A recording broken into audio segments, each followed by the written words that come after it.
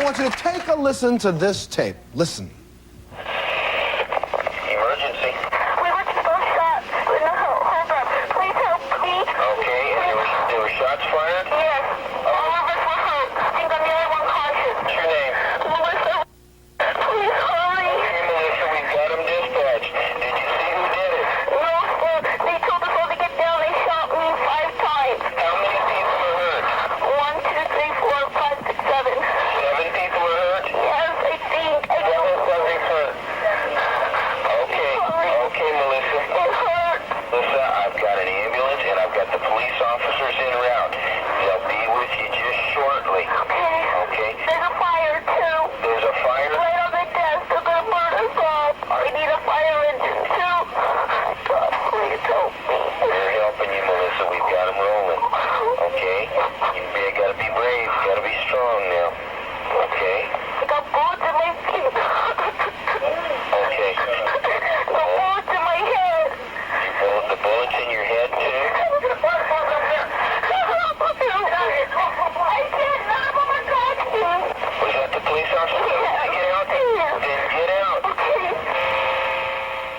What you just heard was an actual 911 call made from the Las Cruces bowling alley in New Mexico in 1990. Please welcome Stephanie and her daughter Melissa to the show.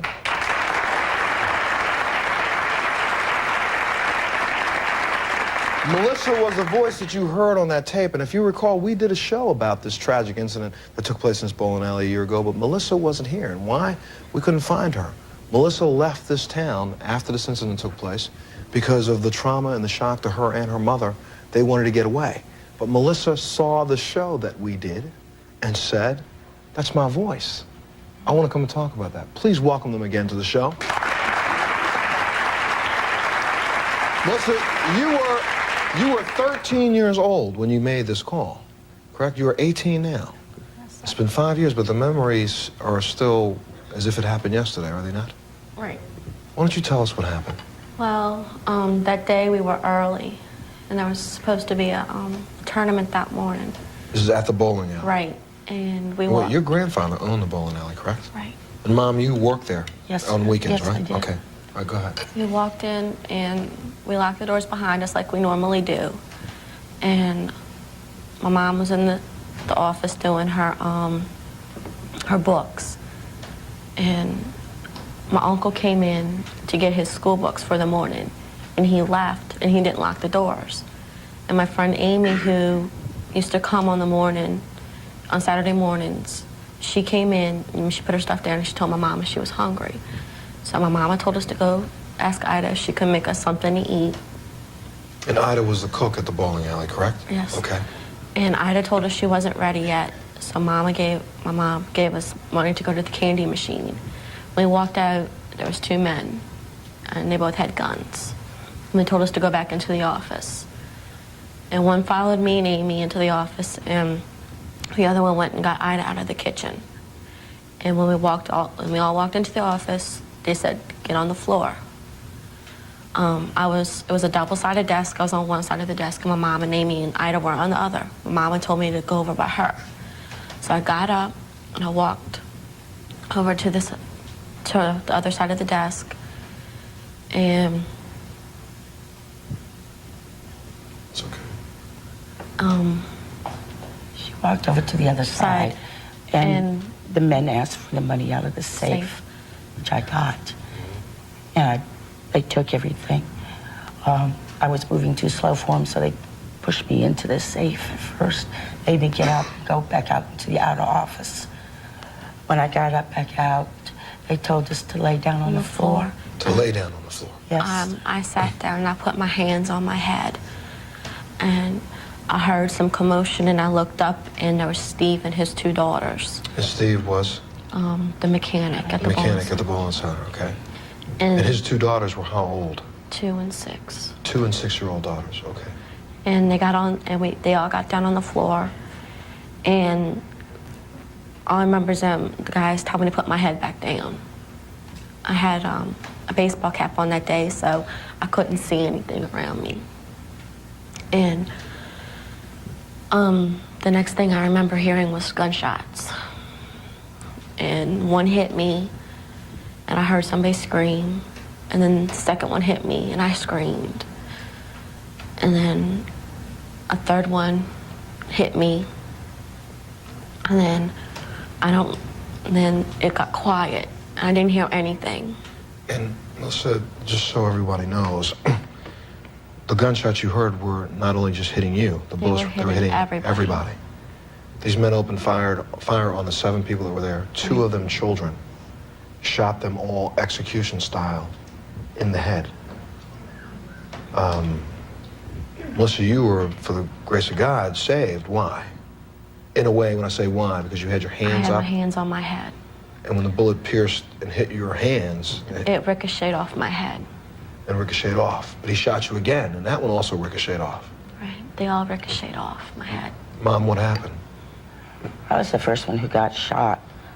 The first one went in. I wasn't sure if I was shot or not. I moved my hands, and I felt blood. And as I did that, they shot me again. After that, I was unconscious. I have 1 bullet that is still remaining on the right side of my brain. It's still there now? It's still there right now. But you saw this, Melissa. You knew what was going on, and you had the strength to get up and go to the phone. I did not know if they were still in the building or not. And down there, after these guys shot you all, what did they do next? They set the desk on fire. So they tried to cover this up by setting the building on fire. You're laying on the floor not knowing who's alive, who's dead. And not knowing if they're still in the building or not. Okay, I gotta take a little break, because when I come back, I want to play this 911 call again. This young lady was 13 years old at the time. Shot possibly 3 times. She didn't even know whether or not the bullet had pierced her skull. She knew they shot her in the we'll didn't know. And now we'll play this tape back again for you to hear again. And I want you to hear how courageous this young lady was. Because it took real courage to do what you did. We'll take a little break. We'll be back right after this with Stephanie and Melissa.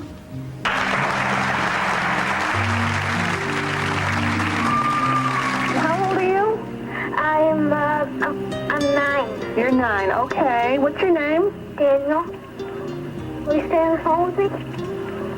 Okay, I ask her if she feels the baby coming out. Mom, do you feel the baby coming out? Oh, yeah! She painted this picture of death. Robert's obsession made him the perfect target for a phony psychic. She was using me. How do you spot a phony psychic? We asked your favorite psychic, Sylvia Brown. It's like a bad doctor makes everybody look bad. America's obsession with psychics on the next Montel. Talking to young people who, in spite of and being involved in an emergency situation, were smart enough to pick up the phone and dial 911.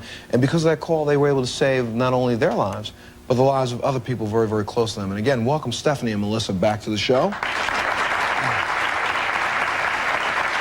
And as the story was set up in the first segment, and you heard, I mean, this is a young lady who has been shot. She's seen her mother shot. She's seen her friend shot.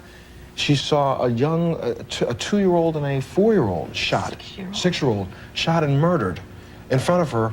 God, what told you? What was driving you inside to go over to that phone and dial 911? I don't know. I heard somebody sound like they were choking on their own blood, and I didn't know what it was. I was calling for my mom and she didn't answer me, so I got up and everybody was shot, you know? We were all shot. Let me hear a little bit more of this tape, because I wonder if you at home or you here in this audience would be calm enough to do what she was able to do with possibly 3 bullets in her. Play the tape for me, please. Emergency. We were both shot. Hold up. Please help me. Okay, and there were shots fired? Yes. All of us were hurt. I think I'm the only one conscious. What's your name? Melissa, please hurry. Okay, Melissa, we've got them dispatched. Did you see who did it? No, sir. They told us all to get down. They shot me 5 times. How many people were hurt? 1, 2, 3, 4, 5, 6, 7. 7 people were hurt? Yes, I think.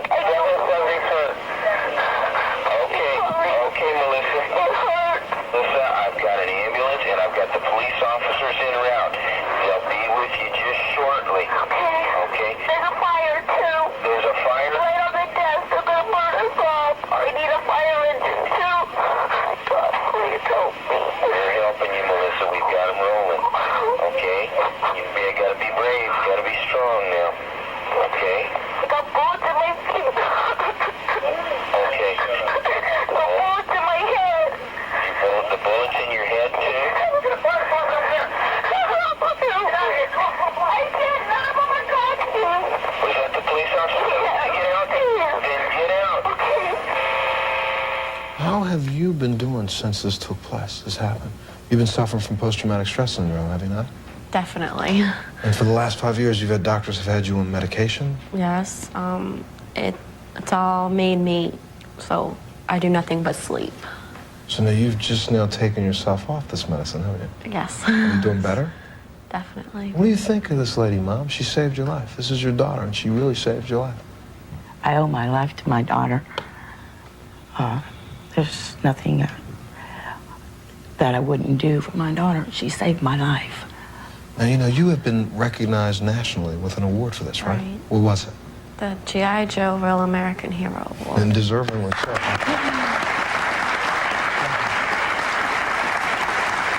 Definitely. Please welcome to the show now Petra and her son Daniel. Welcome to the show.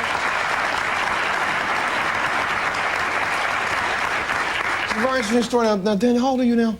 13. How old were you when this incident took place? 9. 9 years old. And you were 9 years old when your mother went into labor, correct? Yeah. Why don't you tell us what happened that night? Yeah, we were watching Lethal Weapon 2, and all of a sudden, my mom was on the phone having a conversation, and when she got off, all of a sudden she came back and started like screaming.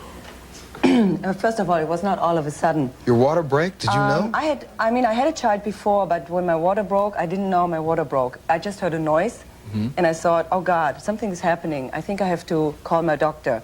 So I said to Daniel, Daniel, come here because I'm bleeding, and I think I need help. We maybe have to go to the doctor, or we have to call at least somebody because I don't know if I can go to the doctor. So we went into my bedroom, and the moment we went from the bathroom to my bedroom, it started. I mean, I got into labor so quickly from 1 second to the other. I could just grab the number and dial the number of my doctor, that's it. That's the last thing I remember, because then I was like, oh God, I mean, in my highest voice, screaming.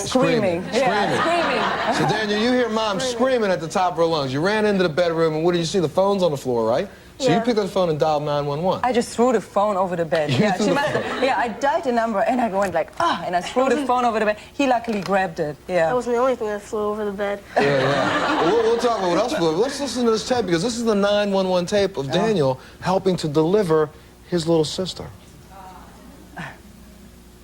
Is your mom breathing? Can she talk to you? I'm telling her to. How old are you?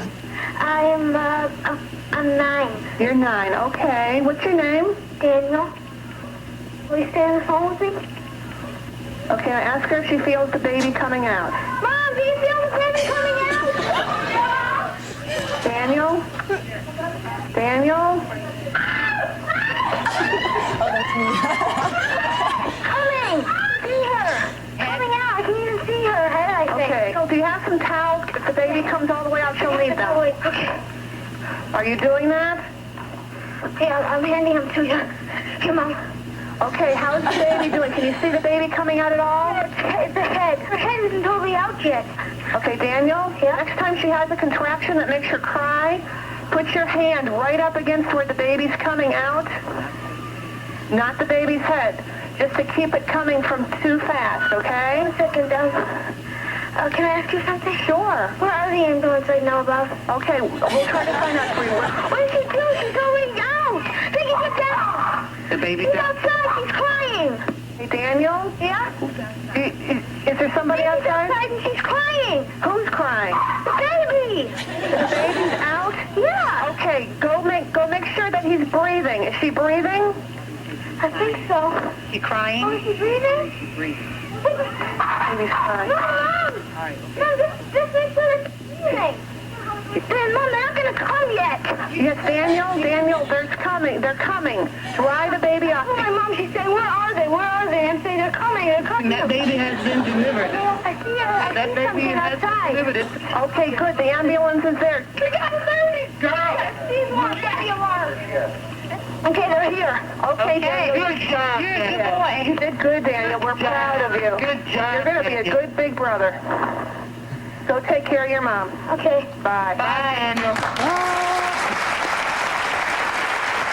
You know, I have to take a little break. But when I come back, see, there's some parts of the story that we haven't been able to tell you already. Nathaniel, you attended Lamaze classes with your mom, did you not? Yeah. So you were by her side going, Mom, breathe, breathe. Yeah. But when she screamed back and she's like, ah! Didn't you want to run out of the house? Didn't you want to run? No, but he kept telling me all the time, keep down, breathe, breathe. And I said, get away from me. Luckily this wasn't on a tape, yeah. Oh, your dog also attempted to get in on the action, right? Yeah. Don't tell us that. Tell us when we come back from this break, because the dog was trying to figure out what's going on. Daniel's running around the house, Mom's in the bedroom going, ah, ah. We'll take a break. We'll be back right after this.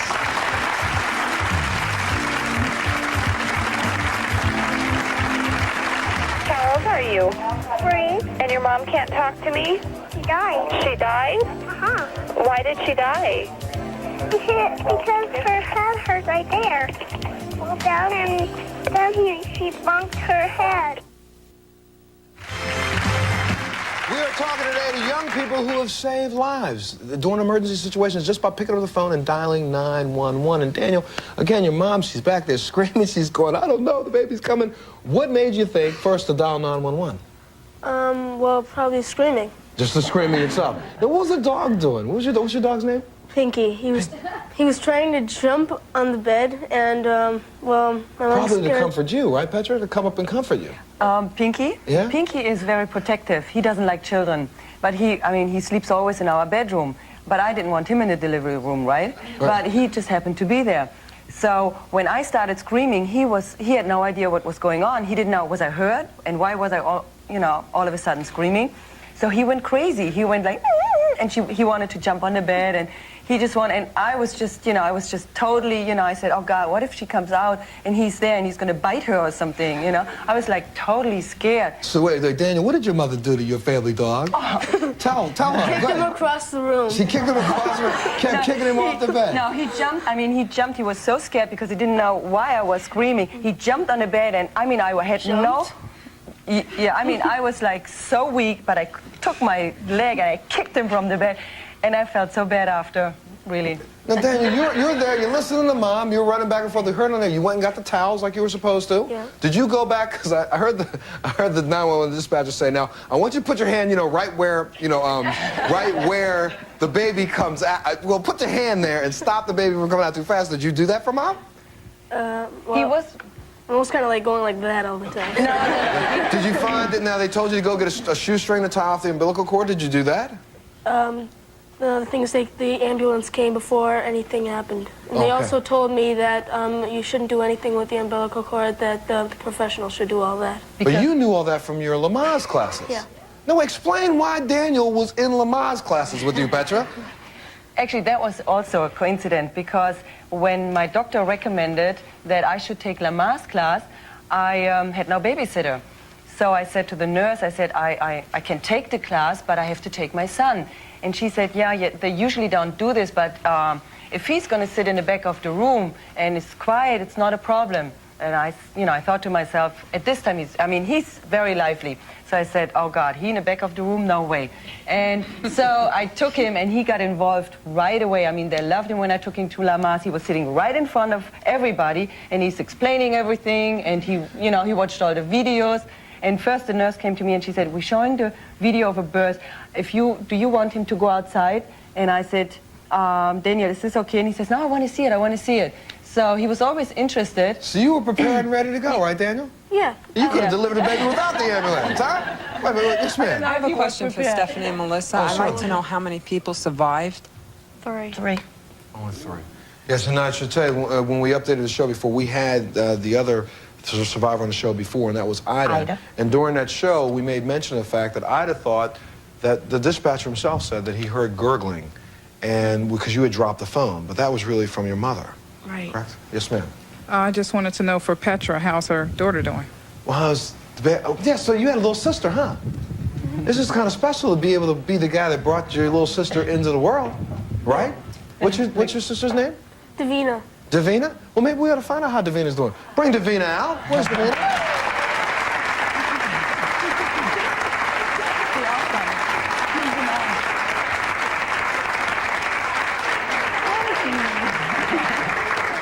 Can I ask you a question? question, Daniel. Let me ask you a question. Do you feel like you're a lot closer to your little sister? She said, "What's that?" Do you feel a lot closer to your little sister than most guys do your age? Yeah, probably because I delivered her, so. There you go. You should be. Yes, ma'am. I have a question for Melissa. Yes. What are you doing now? Are you in school? Yes, I'm a senior in high school. Do you plan to go to college? I plan on taking a year off and then going into college. Good luck. Thank you. Yeah, and I should say, maybe we got to take another break, but I'll say this on Melissa's behalf. To be an adult and deal with post-traumatic stress syndrome is one thing. To be a young child and have to do that, you've had some difficulties in school. Yes, I have. And some of which the doctors didn't seek to really figure out the problem, but they just sought to medicate you. Right. But now that you're off the medication, I will say this, that there was a period of time when Melissa's grades were down here. Now, majority of them are up here, and there's only one of them down there, and we're working on that one, right? Yes. There you go. We're going to take a break, but when we come back, you're going to meet an amazing 3-year-old. And I say 3-year-old. This 3-year-old saved her mother's life. The mother had a fall in the kitchen. The 3-year-old dialed 911. Not only dialed it, then she talked to the 911 operator and answered all the questions appropriately, told them exactly where her mother's condition was, and waited for the ambulance to arrive to save her mother's life. 3-year-old, and did that. Take a break. We'll be back right after this.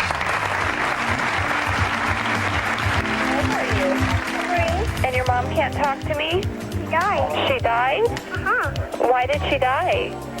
Because her head hurt right there. Well, down here, she bumped her head. Are you afraid your lover will dump you once they meet your family? If so, call us at 1-800-MONTEL-2. We're talking today about young people who dialed 911 and saved someone's life. And in this case, an extraordinary story. Please welcome Robin to the show. Robin. Yes. You're a 3-year-old. Tell me what happened. Well, I'm surprised myself. I was just cooking dinner for the kids. My husband was late from work, and my 20-month-old son spilled peaches on the tray and on the floor, and I cleaned up the tray because babies like to go like this. And my daughter actually was sick. She had sinus surgery the next week, and she wanted a drink, so I was trying to hurry towards the sink, and that's the last thing I remember. You hit the peaches. That's what she said. I hit the peaches. I hit my head on the sink, and I ricocheted, went back, hit it on the back counter, came down and hit the front door. And so I got 2 concussions and a contusion on my head. On your head. And this is when little Brittany picked up. I want everybody to take a listen to this tape. 911 call from 3-year-old Brittany. Listen. 911, nature of emergency. Can I talk to your mom? Can I talk to your mom? She's got a little stick on her head. Is she sick? Yeah, she hurt her head. Does she need an ambulance? Uh-huh. Yeah? What did she do? Did she fall? No, not yet, but it looks like a silly man, but... It looks like a silly man? Yeah. What's your name? Brittany. Brett, where's your mom at? She's right here. Can I talk to her? Sure. Okay. Here, Mommy. Mommy. Are you okay? She doesn't want to talk to you, but she got a headache. How old are you? 3. And your mom can't talk to me? She died. She died? Huh. Why did she die? Because her head hurt right there. Well, down here, she bumped her head. You have to come over and get her, and then you have to fix her head. Is she bleeding? Yeah, she got the bleed on her head. Where is it on her head? Is it on the front of her head or on the back of her head? On top of her head. Okay. Is your mom breathing, do you know? No, she's sleeping. She died real bad. And your dad's at work? No, he's back. Daddy. Daddy? Nope. Nope. Not Daddy. Who's there? See if there's a squad person there. Dispatch? Uh-huh. This is Lee with Clifton Rescue Squad. Okay, thanks. Uh-huh. Bye-bye. Bye.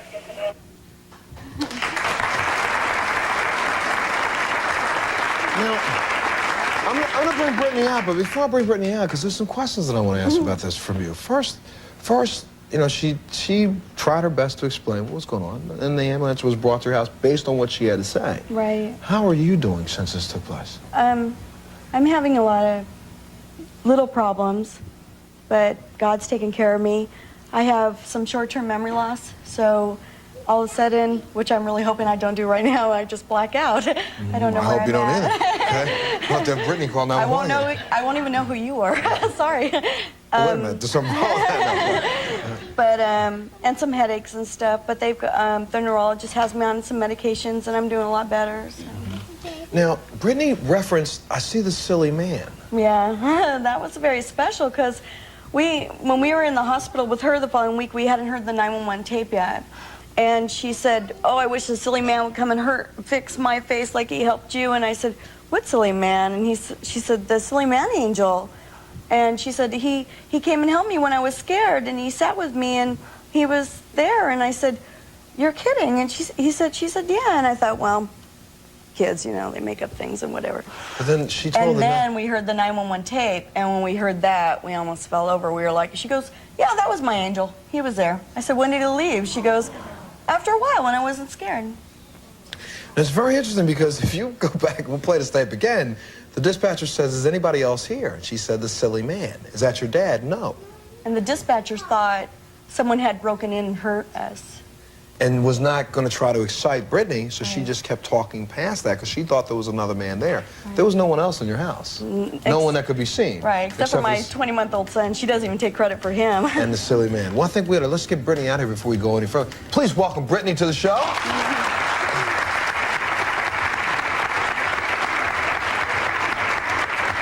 Come on, Brittany. Why don't you sit right here, okay? And I'm going to take a little commercial break, and I'll come back, and we're going to talk to you and see how come you're so smart, okay? Can we do that? All right, we'll take a break. We'll be back right after this. Hello, yeah? It's Ivana, Hi, Ivana. that you called? I'm the ambulance guy. Okay, is she lying down on the floor? Lying down. Okay, is the baby coming out? She feels the head. She can feel the head? Yeah. Okay. She painted this picture of death. Robert's obsession made him the perfect target for a phony psychic. She was using me. How do you spot a phony psychic? We asked your favorite psychic, Sylvia Brown. It's like a bad doctor makes everybody look bad. America's obsession with psychics on the next Montel. When in the New York area, why not be part of our studio audience? For free tickets to the Montel Williams Show, call 212-989-8101. Please be sure to include your phone number. Do you have a personal story you'd like to share with us? Call Montel's answering machine at 1-900-933-3900. Each call costs 75 cents per minute. We are talking today to young people who have saved somebody else's life by dialing 911. And Brittany, what did you do to save your mom? Well, that's why I called 911, and she fell down and hurt her head. She fell down and hurt her head? And what did the 911 people say to you? I said, what's wrong with your mommy? And what did you tell them? I told them she fell down and hurt her head, and she got a bruise on her head. Got a bruise, huh? And then they asked you, does she need an ambulance? And what did you say? They put on the same with it. Okay. Now let me ask you a question. Who taught you how to dial 911?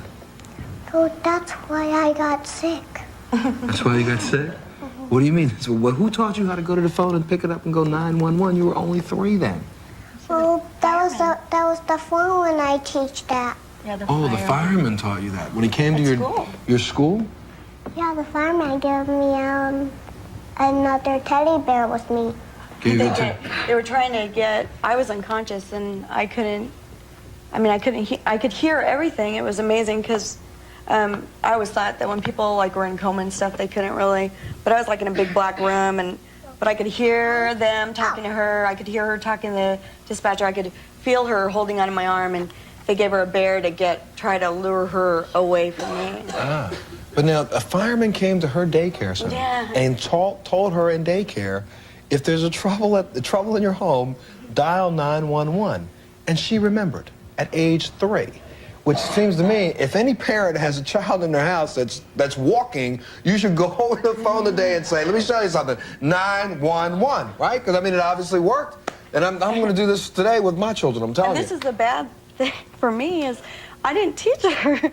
A lot of people go, gosh, that's great, you taught her. But when she came home from preschool, she said, we learned how to dial 911, but only if someone's hurt very bad. And I'm like, oh, Brittany, that's great. Like you could ever do it. It obviously works, I'm telling you.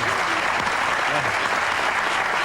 Well, please welcome to the show, welcome Gina to the show. Now, Gina, this is something a little bit different. What happened to you? Because this is kind of like what happened, I won't say, go ahead. What happened to you? It started on January 6th. I woke up and I realized about 9 o'clock that I had sore my mucus plug. So I knew at that point that that was going to be the day that I was going into the hospital. So my husband and I were talking for hours, and I didn't inform him right away that I was going into labor. So about 4 hours later, I finally said, Steve, and he says, what? I'm like, Steve, today is going to be the day that, you know, I'm going to have the baby. He's like, what do you mean? And I said, Steve, I've been in labor all these hours. And he's like, why didn't you tell me, Gina? I was like, I don't know why. So it was about 1 o'clock. I finally told him. And throughout the whole afternoon, we had monitored all the contractions, and they were about 17 to 20 minutes apart. And then finally, I told my husband, it was about 4 o'clock, when like my son Steven and Christopher wakes up, make sure you take him to McDonald's, because I knew that we were going to have a long day. So he said, okay. So my son woke up, they got ready, and they were off to McDonald's. So my husband says, well, do you want me to bring you back anything? And I said, no, it's okay. And then he said, do you want to come? And I was like, no, I don't want to go. I'll just stay here, because the contractions at that point may have been 15 minutes apart, and I was experiencing some pretty hard contractions. So I said that would be kind of tacky to actually sit in McDonald's going, Sure. you know? Sure. Right. So I said, I'll stay home. They'd ask you if it was the Big Mac that did it. So no. So at that point, my husband says, Gina, are you sure you want me to go to McDonald's? I'm like, Steve, don't worry about it. If I knew that anything was going to happen, I wouldn't send you. And he's like, Gina, are you sure? I said, Steven, just go.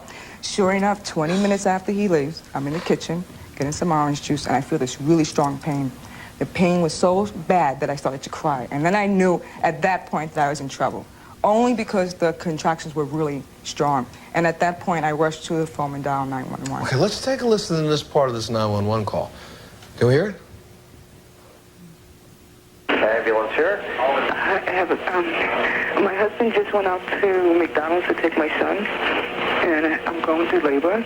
I'm supposed to be due on the 16th. 16. Okay, we're on the way. Okay, is your apartment door unlocked?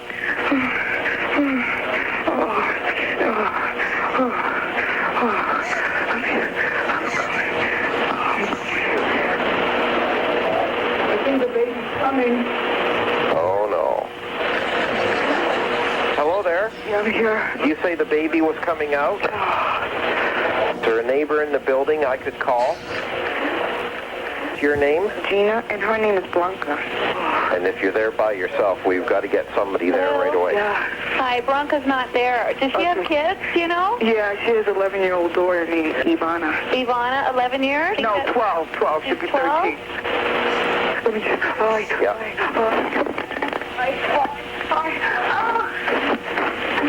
Okay. Yeah, all right. She's on the floor again with another contraction.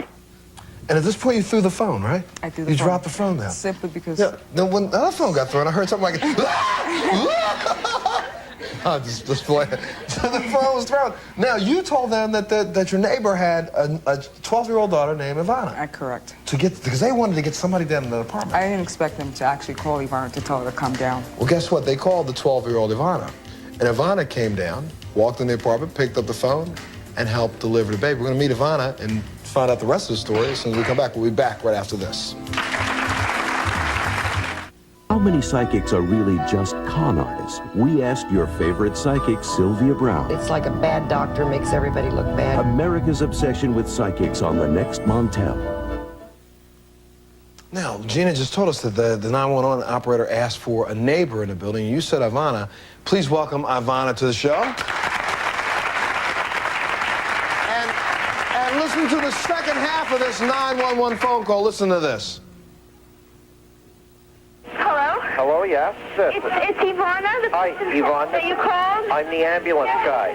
Okay, is she lying down on the floor? Yes, lying down. Okay, is the baby coming out? She feels You can feel the head? Yeah. Okay. Hello? She's holding my hand, sorry. Okay. Raise her head with a pillow or something. Put something under her head so her head's Okay, up. hold on. Yes. Don't worry, don't worry. Okay. You there? Yeah. Okay, go get a couple of dry towels and a blanket. All right. And get a string or a shoelace. Okay. So here's the ambulance. The ambulance is there? Close the door, Ivana. The buzzer, Ivana, to the...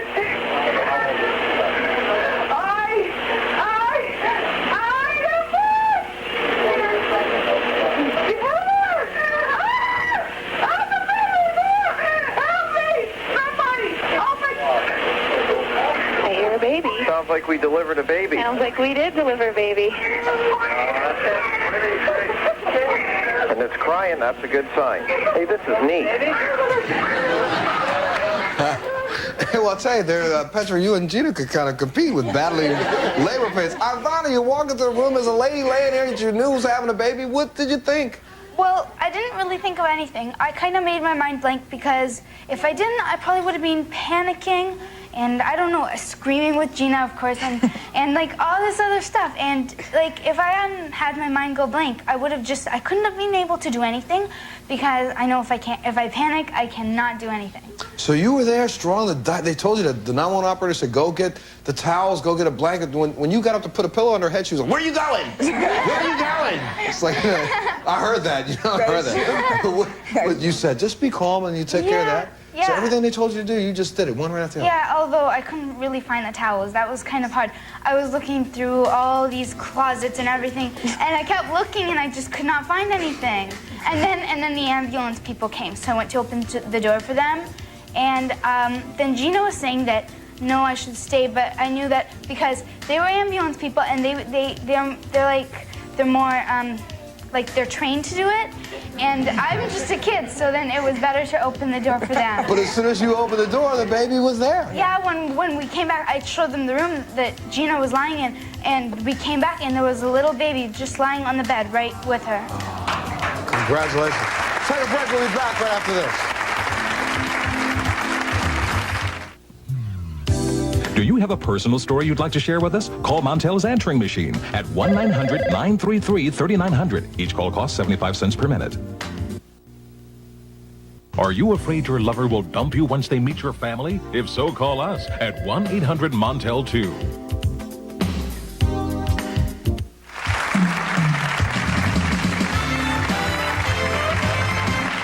Talking to courageous young people who have stepped outside themselves to call 911 and to save a life and to bring a life into this world.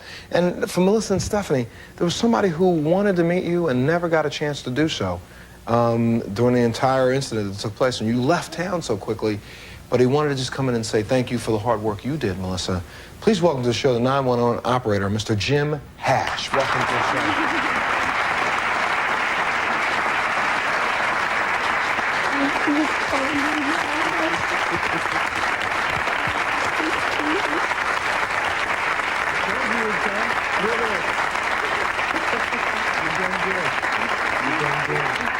And also, Gina, I know that you've met this gentleman before, but he's also the 911 operator to help you and Ivana bring your son and your son into the world. Please welcome Mr. Steve Cox to the show.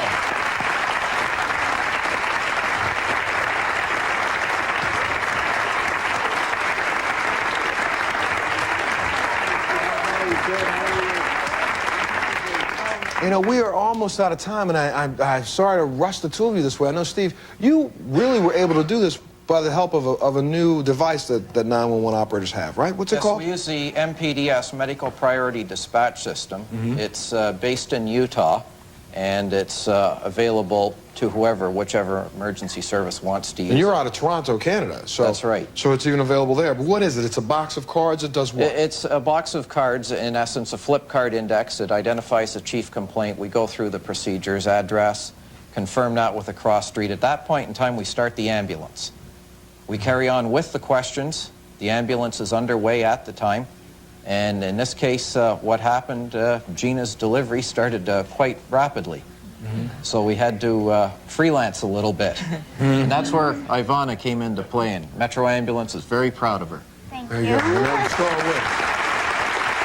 And Jim, I know you have said after this whole thing happened, because I don't know if Melissa, you know how much work, when you, every time you said something, Jim had to then call someone else. When you said there were 7 people shot, you called for ambulances from all over your area. There weren't even enough ambulances in your town. Everything that we had, being as small as we are, there are very few ambulances, but the thing about it is we're one central system. So when she called, I had ambulance, fire, police, all right there in the same one room to where we could get them going. All it took for me was to pick the phone up and yell over to the other dispatchers, this is what I need, and that's what they sent. And she did good. She did great, but listening to the 911 call, first you said, okay, let's get some police officers to the scene, and you had ambulances to the scene. Then when she said, and they set a fire, I could hear your voice on the tape go, oh, get us some fire ambulances, the fire trucks over to the scene. Exactly. So it was really his response that got everybody there that saved, really, the 3 of you that survived. And you really need to be applauded for that, sir, I'm telling you. I'm almost completely out of time. I gotta take another break, but before I go, what's the most important thing that a person can say when they punch those numbers, 911, and it's an emergency? What's the most important thing that should come out of their mouth first? What the problem is? Yeah, what the problem is. What the problem is? And where is it at, so we know who to send and where to send it. Okay, so first words, don't even worry about answering who you are, just there's a shooting, and it's at 56th and 27th Street. Exactly. Boom. Once we get through that, then Once we get that and we can start them rolling, now we can talk. I can find out who I'm talking to, so I know that I'm talking to a young lady, and then we can have that conversation, and as I'm talking, I can pull more information and send whatever I need. Yeah, let me take another break. We'll be back right after this.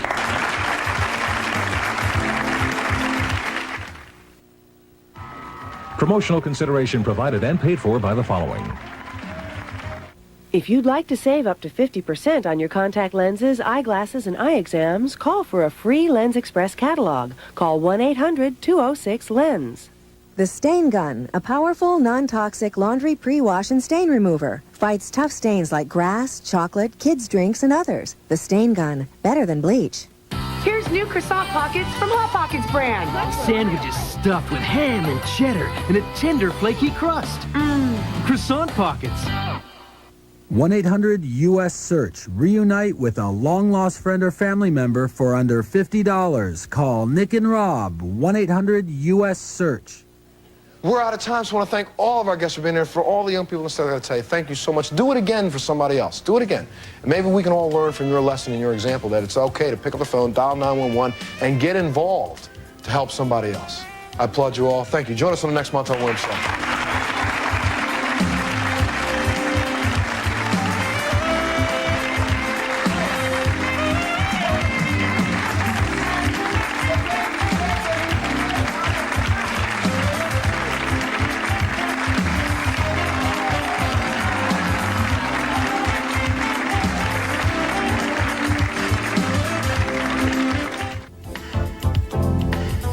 Montel was so impressed with 3-year-old Brittany calling the police to save her mother Robin that he went home and taught his 2.5-year-old son, Montel II, how to dial 911 in case of an emergency.